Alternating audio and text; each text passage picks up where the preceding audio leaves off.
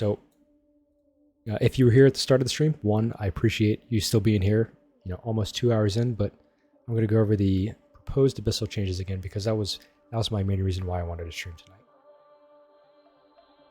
So for those of you who were not aware, there were some initial hints that CCP wanted to address high tier Abyssal running a few weeks ago.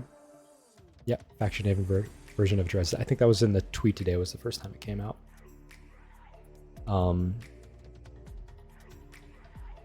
So people were worried that they were just going to reintroduce suspect status to high tier Abyssal running, which as an older pilot, that sounds like a fun challenge because you start working through where you're going to run and am I really going to run in high sec with suspect status? But that is not the change that was proposed and not what's on Tranquility.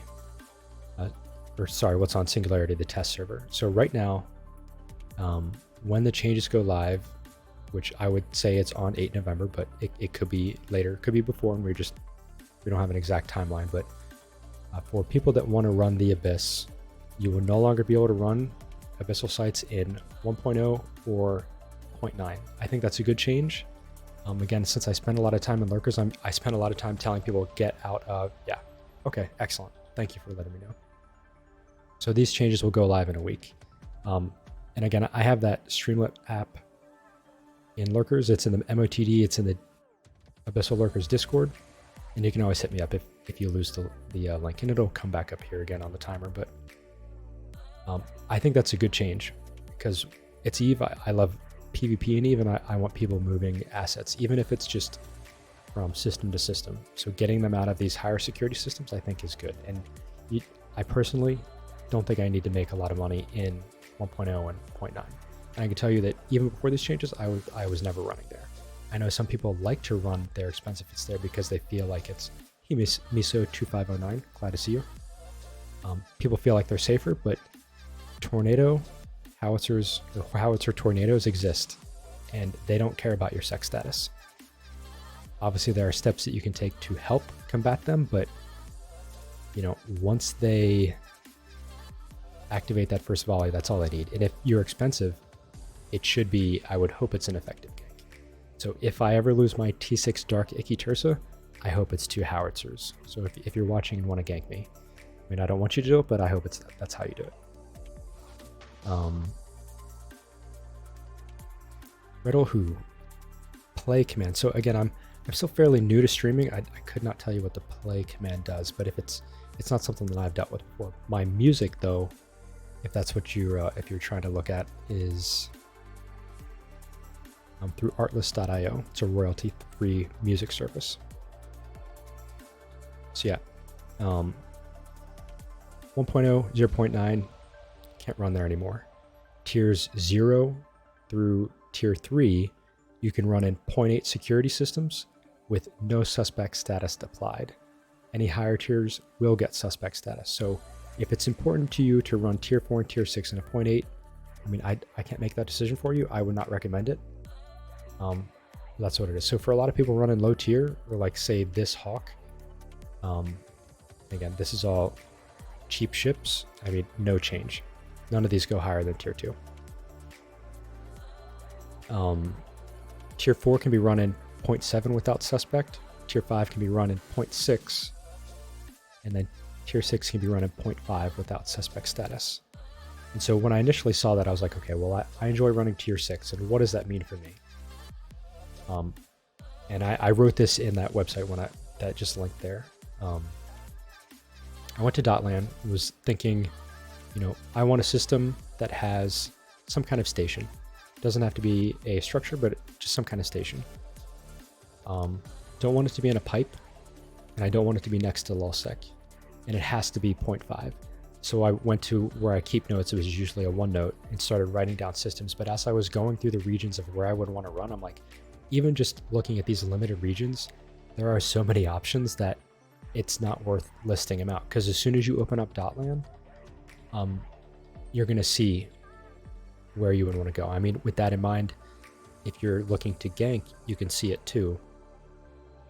And I know that some people were worried that 0.5 is so limiting that, gankers will just hunt you there. But I would say that if that was really happening, or was very prevalent before, people were already doing that in 1.0 and 0.9. And I don't have the stats, but I would wager that there are probably more 0.5 systems out there. Could be wrong. That's a complete guess. So yeah, viable and strong systems, there's plenty. And if you don't know how to identify a good system to run in, you can always just hit me up. So yeah, I would say overall, really good changes, especially compared to what people were worried would come out. Yeah, don't do anything you're dumb, but there's still bad systems to run in. And I can think of a few more. And I won't give all my secrets away because obviously, I want to keep some of my systems to myself. But I can tell you, I'm not going to gank you. And if you're really concerned about where you should run, just hit me up. So yeah, that's the major change. And if you don't know, you can show info on the filaments, and it will give you the restrictions. When I went to test server earlier, the T6 dark filaments did not. I'm going to assume that was an oversight. I submitted a bug report, but I mean, if it is the case that it doesn't apply to T6 dark, then great. I mean, great loophole because that's the T6 that I run with the Icky Tursa, but I don't think that's going to last. And plus it would crush the filament prices already worse than what they are now. So yeah, that's the major change. And I won't go too far into the ganker side of things, but they are getting some changes as well. Mainly it will just be more difficult for them to set up the logistics that go into repeatedly ganking in a system. So I would say the threat is always targeted ganks. If somebody wants to kill you, they're going to do it. And using that Icky as an example, that's, Icky Tursa, that's worth over 10 build that I have streamed. And if somebody wants to kill me, they can find me. Locator agents exist. If you're not taking all the steps available to you, then you can't do anything. Or you just can't help it. So it's just don't be easier to target than, the other people who get caught. So Ready Hool, I'll have to check out some of those commands. Again, I don't stream that often, just with my schedule, but I'll see what opportunities I could be missing there for viewers. So I also, on that website, I added my thoughts on the new ships, really the changes. So Serb, the Cerberus already runs tier 6. It runs a high-grade Hydra fit or implant set, which is a very expensive fit. I'm not one to talk because, again, the Icky is expensive, but that already works. The buff that the Serb is getting, you're going to run hams anyway, so that's the part that matters. The buff that the Serb is getting is equivalent to having a mid-grade crystal set. It's very similar, not exactly equivalent. Similar to having mid-grade crystals baked in. So that T6 fit is just better now. The cheap T4 fit that I run, which was without implants or anything too crazy, that's just going to be a great fit. I will go back and try the large Abyssal Serb again. That's what I ran before the newer spawns were released in September 20. And then using that Hydra Serb as an example, and if I said it already, I apologize, but high-grade Hydras they might be over 4 bill right now, or close to 4 billion for the full set. The Immunin bonus, and again, I linked that fit is on that site that linked up there. It is similar to having, obviously not the full bonus, but the bonus that we care about, the missile application bonus on Hydras. It's similar to having mid-grade Hydras, which mid-grades alone are about 1.6 billion. So if you were talking T6 Dark, it would, for me, if I wanted a missile boat, it would come down to what is cheaper between the Serb and the Munin, if the Munin works. The fit that I was looking at earlier was just a double large Abyssal Munin, so similar to the Vaga that, if you watch Abyssal streams at all, you've probably seen. And that's because we have to work around the 4 mid slots that the Munin has, which to me is, when I saw the changes come out, I'm like, there's no chance that the Munin has 5 mid slots because the Serb does. At least that made sense to me. So this would run an AB, a web, which even with Hydras, I would still personally want a web, and then double large Abyssal. and then 3 ballistic control systems, 2 missile guidance enhancers, and an assault damage control. And that would be a relatively cheap fit. Application-wise, without really, boring anybody with the numbers, it's very close to that Hydra Serb, significantly cheaper. Hey, Udama Scout, good to see you. Thanks for being here. We were just talking about, people should not run Abyssals in Udama. But yeah, so the Munin I think will be a cheap alternative to the Serb. The only reason I would run the Serb now is if it can effectively clear T6 exotic. I appreciate the follow, Udama Scout. And again, when the raid happened, I did not catch everybody, and if I missed you, I apologize, but I do appreciate all the follows. So if the Serb works in exotic, I think that'll be the play. The Sacrilege is getting a resist bonus. I don't think right now, without having put more time into it, I don't think it's enough to make it, I'll say, competitive at T6. Gaspone383, thank you for the follow. Gaspone, interesting name. Glad to have you here, and thank you for stopping by and chatting. So the issue with the Serb is the low slots. It'll be the standard mid slots of AB battery, double web. In darks, you can run a single repper, so that helps with that single bat, but you really need resist help against thermal, and that buff will help. I just don't know if it will be enough for a reasonable fit for Sacrilege in darks, especially when something like the Serb already clears in tier 6 and this Munin might be cheaper. The other thing with the Sacrilege, even though for a long time it was arguably the king of the Abyss, is about 30% of your DPS is coming from drones, and in a lot of spawns in darks, those drones aren't going to do enough. So you're taking a big hit there. It'll help on battleship spawns for sure. And when I run the Dark Icky, I run Navy Vespas, so unbonus Vespas in dark, and they will help with the battleships. Now, if a Overmind goes into a speed cloud, you're not going to hit anything. So yeah, that's the SAC. Those are the main cruiser changes. I know that there are Navy cruiser changes, but without Tech 2 resists and cap, it is in fitting space really. After tier 3, Navy, anything Tech 1, anything gets very expensive. I'm not gonna, put the wall there and say you can never run a Tech 1 beyond that. Obviously the Gale exists, and that's an exception. The Phantasm exists, and that's another great exception. A more expensive exception usually. But for most ships, especially Navy ships, tier 3 is going to be the wall. The buff that the Navy Caracal is getting, so I want to say it's trading a low slot for a mid slot. You could already do pretty well in the Caracal Navy, so it's just better. The mid slot will help with tank, but I mean, you're potentially giving up a damage control. I would rather have that option, but yeah. Oh, and that was the other thing with the Munin. So the Munin doesn't get a range bonus, but if you're running it in darks, rage with max skills and no implants or anything else, you have a range of 21 kilometers. And in 70% dark, your Karens will sit at about 21 kilometers, just under that. So obviously, if she's running away from you, you won't reach.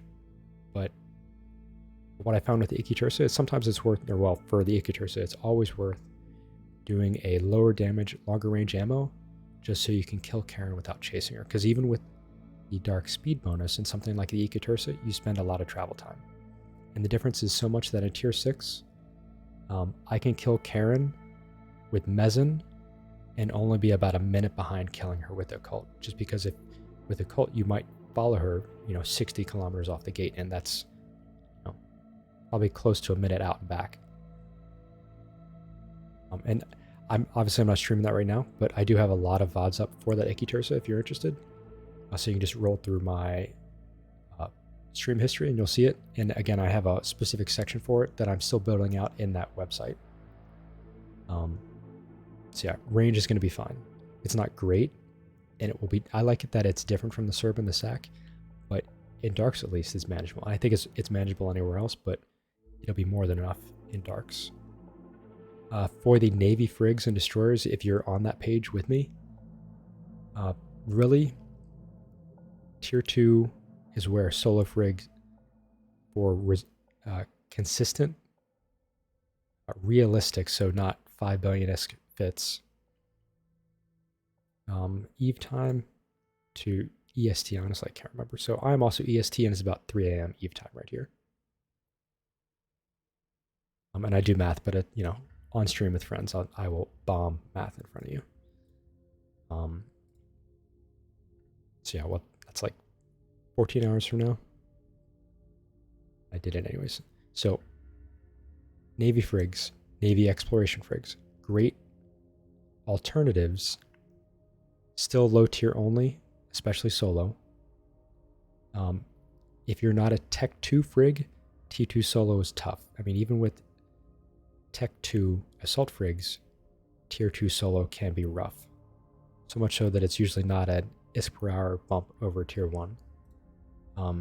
Almost all standard frigates will work in Tier 1. These Navy frigates will do a lot of damage, which helps, but what is limiting for a lot of frigates is damage projection, because the Tessera exists, and you need to be able to project far enough that the Tessera doesn't just delete you. And those, so if you have one of those fits, so like the Magnate will be a very good example. At the end of the day, it's still not a Retribution. And the cheap Retribution that I run, this one right here, for about 40 mil, probably less, it runs 443 DPS. And I mean, it would not make sense for a Navy exploration frigate to do more than that. And the other thing, and Remy Main was in here asking about it earlier, was, well, how about alphas, options for alphas? And I think it does provide an option, but using the Punisher as the alpha example, the Punisher doesn't lose to the Slicer, the existing Navy option for just straight combat frigate, until Omar Frigate 5, and as an alpha, you can't train that. So a Punisher in Tier 1 is, I want to say, just as much damage. I need to go back, but just as much damage as the Slicer. It's definitely not less. And yeah, the Slicer gets more range and gets more EHP, like in the structure and whatnot. I mean, it's across the board, but that's where a lot of it is. You don't need that at EHP. You're still thin. A Tessera is still going to delete you. The range bonus on the Slicer is nice, but that Punisher is going to be running beams, so it already has the range it needs. And so you just need damage.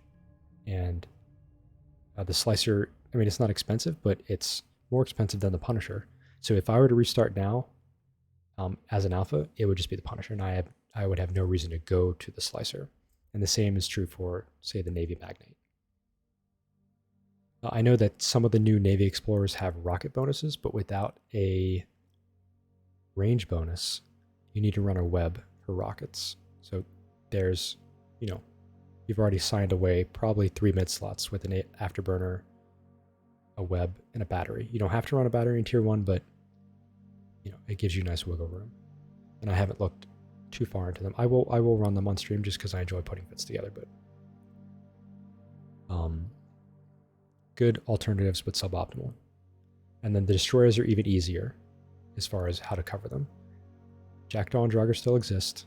They're still great. Draugr is expensive, so you don't see it as much. Yeah, that will help. Being cheaper will be my barrier before I really get into them.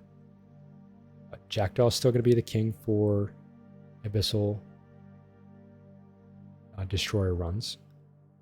Draugr exists, but is expensive, so it's for people that really want to do it and can afford it. And then the rest of the Tech 1 destroyers have a lot of issues, especially for low SP, because if you we'll use the Corax as an example. Corax even on a Mega Pilot is slow. Corax on an Alpha Pilot is just going to get run down by Tesseras, especially if that Alpha Pilot doesn't know that it needs to get out of there to buy time. That's assuming they even have the DPS to kill it in time, which a lot of them won't. So they'll just get run down in these Tech 1 destroyers in Tier 1 and die. And we know that frigates are already working in Tier 1, so if that alpha is trying to, make as much money as they can, they have T0 and T1 on a frigate. So I typically, in Lurkers, I don't recommend any standard Tech 1 destroyer to new pilots.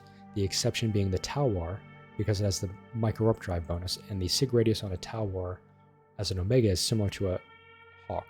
It won't be as good on an alpha, but it's manageable. I can tell you that a micro warp drive worm can get under Knight and signable guns in tier 1, and that's what most people are worried about. So Talwar can definitely do it. And then most of those destroyers cap out at tier 1. I run a Kikimora in tier 2 Dark. That'll work. Of the new Navy destroyers, I care about the Navy Thrasher the most, but really it's just a Saber, and the Saber is already not a popular Abyss option because projection matters. And autocannons are great. I run a Wolf in tier 1 Dark. It's actually this fit here. But the weakness of this fit, and it might still be sitting on the Wrecking Shot from the Tessera, is you have to barrage kite a Tessera. It's doable, but it's just slow. And that also means that for something like this, you cap out at T1. And I've put a lot of time in for the Wolf at tier 2. It's doable. You're going to do an armor tank. It's going to be a lot different setup than this, but a lot of my setups run barebone tank, and this is just a fun, fast afterburner frigate in Darks. And I'll run this before I run a Hawk in Dark, because this is doing a lot of DPS. So the Saber will one the Thrasher that doesn't have the standard Thrasher doesn't have a fall-off bonus, rough in T1. Rifter can do T1. I do it in Dark similar to this. It's just a worse but cheaper Wolf. So if you give that fall-off bonus and that micro warp drive bonus to the Thrasher, it's great, but it's not doing anything that you can't do on a Rifter, and the Rifter's getting a buff, which is great. I mean, Faction Warfare update, new ships, new Navy ships, and the Rifter gets buffed. Who could have thought? November 2022.